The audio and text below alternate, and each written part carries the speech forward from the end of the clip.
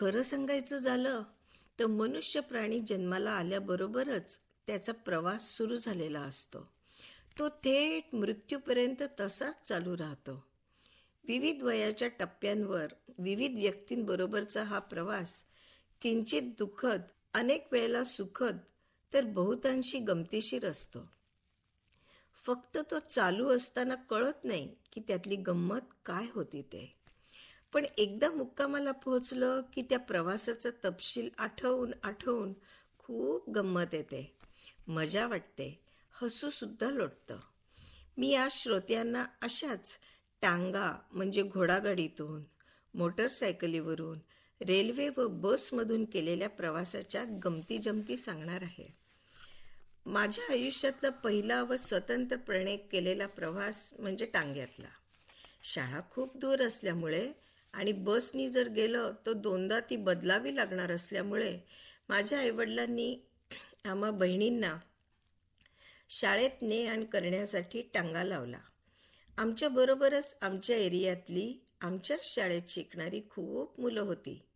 सर्वजण बसस्टॉपवर जमायची आणि टांग्यातून मग पुढे. टांगेवाला म्हातारा होता आणि त्याचा घोडाही जरा मरतुकडाच होता. शाळेत जाताना एक फार मोठा चढ लागायचा. परतीच्या प्रवासात अर्थातच त्या चढाचा उतार झालेला असायचा, पण दिव्य जातानाचे असायचे. चढ लागला की घोड्याला इतकं वजन घेऊन तो चढवायचा नाही. मग टांगेमाला आमिष दाखवायचा की जो कोणी हा चढ चालत पार करेल त्याला मी 2 मिनिटं लगाम हातात घेऊन टांगा हाकायला देईन. झालं. यामागे मुलांनी आपापल्या घरी टांगेवाल्याची कंप्लेंट करून काम हातचं जाऊ नये ह्याची पण काळजी घेतलेली असायची त्यानं. 10-15 मुलांपैकी 7वी-8वीतली मुलं मजेत चढ पार करायची. आम्हा 2री-तिसरीतल्या मुलांना मात्र टांग्यातून खाली उतरायची परवानगी नसायची. वजन खूपसं कमी झाल्यानं घोडासुद्धा तो चढ सहज पार करू लागला. आता वेळ आली होती लगाम हाती देण्याची. टांग्यावाला बिचारा दुग्ध्यात पडला. काय करावं, काय न करावं. टांगा हातात दिला, लगाम हातात दिला, पोरं परत खाली उतरणार नाहीत आणि द्यावा तर भलतंच काही झालं तर. तरी तो घोड्याच्या काळजीने का होईना पण एकेकाच्या हातात जरा जरा लगाम देऊ लागला आणि काही सेकंदातच तो परत घ्यायला लागला. तेव्हा मनगटावरच्या घड्याळांचं इतकं काही फॅट नव्हतं, त्यामुळे कोणाकडेच घड्याळ नसायचं. झाली 2 मिनिटं असं म्हटलं की मुलांना मानावं लागायचं.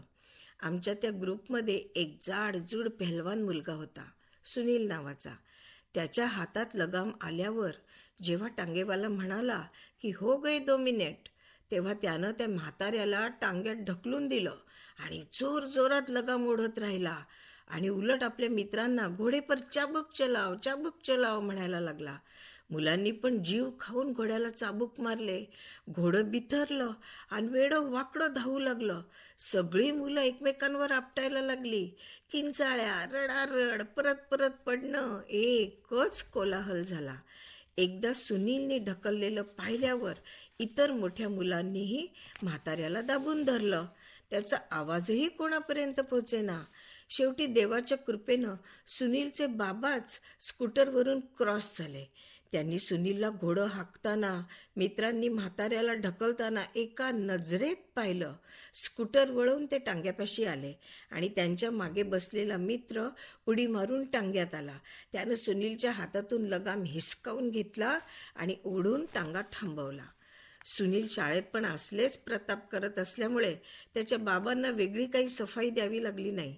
सर्वांसमोर त्याची अशी पिटाई झाली की येव रे येव. सगळ्या रडणाऱ्या मुलांना गप करून एक एक चॉकलेट देऊन टांगेवाल्याला त्यांनी त्या काळचे 25 रुपये दिले.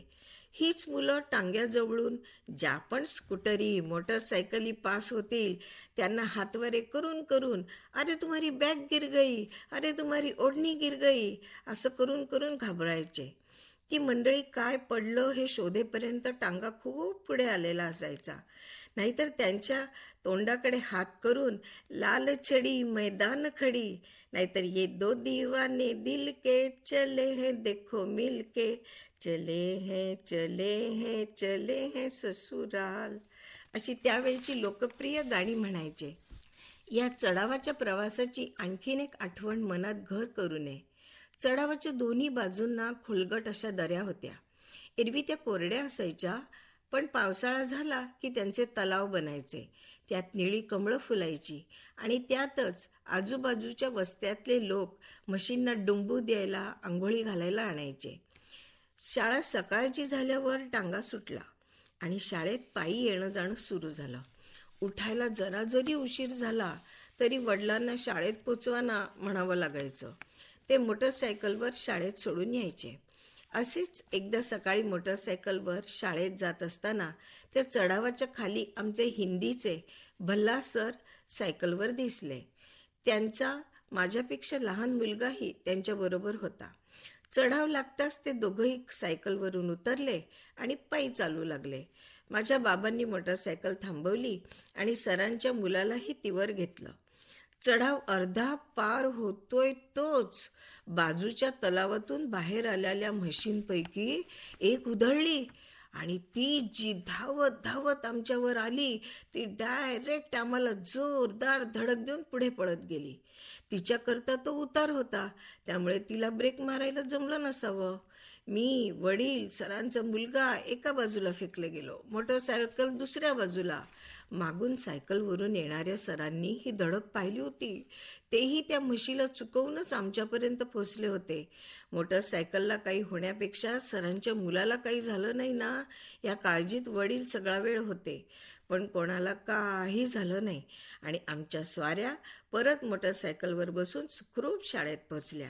तेव्हापासून उधळलेल्या म्हशींची मला अशी काही दहशत बसली आहे की बस.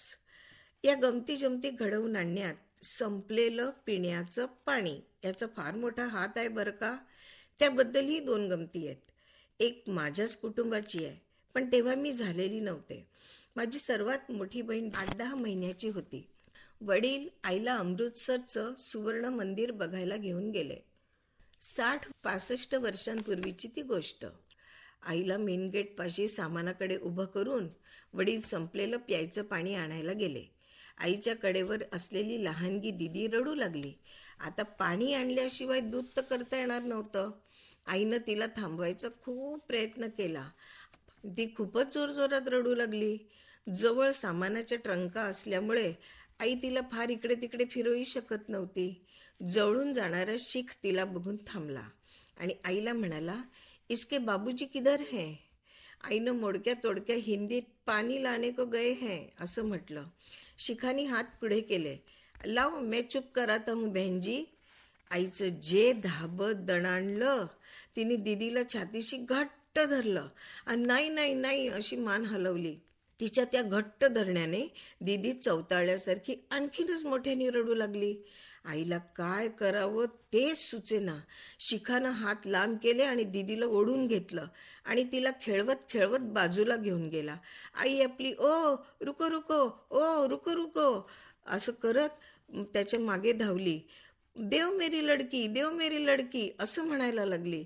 परत ट्रंकांच्या काळजीने मागे आली. परत पोरीच्या काळजीनं पुढे धावली. तेव्हा दिदीला घेऊन तो शीख अदृश्य झाला होता. दिदीही रडायची बंद झाली असावी, कारण तिचा आवाजही येत नव्हता. आई रडत रडत मोठ्याने वडिलांना अहो तुम्ही कुठे आहात, अहो अहो करून हाका मारत सुटली. तेवढ्यात वडील पाण्याच्या भरलेल्या बाटल्या घेऊन धावत आले. आईने त्यांना रडत रडत सर्व सांगितलं. घाबरून वडील वळले. दुरून तो शीख येताना दिदीला घेऊन दिसला. त्याच्या एका हातात दिदी आणि दुसऱ्या हातात रंगीत फुग्यांचा गुच्छ होता व दिदी चक्क हसत होती. आई रडायची एकदम गप्प झाली. शिखानं दिदीला आईकडे दिलं आणि म्हटलं, आप तो बेकार में डर गई बहन जी, ये वाहगुरु का द्वार है, यहाँ कोई किसी से दगा नहीं करता असं म्हणत तो निघून गेला. ह्याच पाण्याने एकदा आम्हाला तंगवलं होतं. रेल्वेनं प्रवास करणारे आम्ही कोणत्याही स्टेशनवर कधीच उतरत नव्हतो. स्टेशनवरचे नळ डबा थांबेल तिथून नेमके दूर असायचे. गाडी प्रत्येक स्टेशनवर किती थांबेल ह्याचा अंदाजच यायचा नाही. उतरू की नको, उतरू की नको ह्याच मनस्थितीत अर्धा वेळ जायचा. एकदा असेच वडील पाणी आणायला उतरले आणि इकडे गाडी सुरू झाली. ते धावत येऊन मागच्या डब्यात चढले होते. त्यावेळी सबंध गाडी म्हणजे जोडलेली एकच एक बोगी असं असायचं नाही. मोबाईलचा तर प्रश्नच नव्हता. शेवटी बराच आरडाओरडा केल्यावर एका प्रवाशाने साखळी ओढली आणि वेग घेतलेली गाडी गचकन थांबली. आम्ही सामानासकट खाली उड्या मारल्या. टीसी आला, कोणी चेन ओढली वगैरे झालं. गाडी हल्ली तर मागच्या डब्यात वडील. त्यांनी आम्हाला उतरलेलं पाहिलं आणि खाली उडी मारली. तोपर्यंत आम्ही दुसऱ्या डब्यात वडिलांना पाहिलेल्या आईनी परत बॅगा फेकून दिल्या आणि आम्हाला चढवलं. काय धमाल विचारता. पण तो प्रसंग घडत असताना मात्र तो गमतीचा आहे हे माहीत नव्हतं. तेव्हा चक्क जीवावर बेतलेलं असतं. परत वडिलांना प्लॅटफॉर्मवर पाहून परत चेन ओढली गेली. परत टीसी धावत आला. आता त्याच्याबरोबर वडीलही आले आणि सगळा जुर्माना भरून टाकला. तेव्हा एकाच डब्यात आम्ही सगळे आलो आणि पुढचा प्रवास सुरू झाला. तेव्हापासून जवळजवळ पुरून उरेल इतकं पाणी ठेवायचं हा धडा सर्वच जण शिकले. आयुष्यभर हे प्रसंग आठवून आठवून खिदळत खिदळत स्वतःचं आणि इतरांचं मनोरंजन भरपूर केलं तरी त्या क्षणांपुरतं ते गळालेलं अवसान, तोंडचं पळालेलं पाणी, जीवाचा झालेला आकांत काहीही विसरलं जात नाही. प्रवास हा आयुष्याचा अविभाज्य घटक असतोय. एकदाही प्रवास न केलेला मनुष्यच विरळा.